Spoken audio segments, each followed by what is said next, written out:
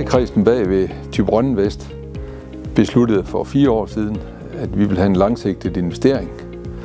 Det faldt på et hotel i Aalborg og 17 lejligheder. I den forbindelse havde vi et samarbejde, og har stadigvæk et samarbejde med Alex fra Redmark.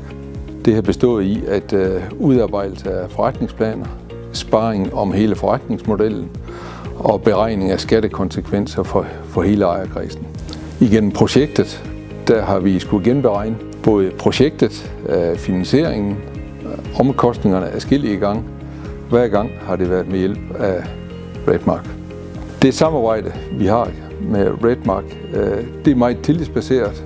Det er meget baseret på den personlige kontakt. Samtidig så ønsker vi en høj faglighed. Det har vi oplevet igennem hele forløbet og oplever stadigvæk.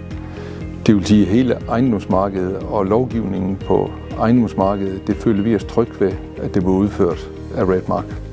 Til vores fremtidige ejendomsprojekter, hvor vi forventer at køre i separate selskaber, der forventer jeg, at vi vil anvende Redmark på grund af deres faglighed og den tillid, vi har opnået de senere år.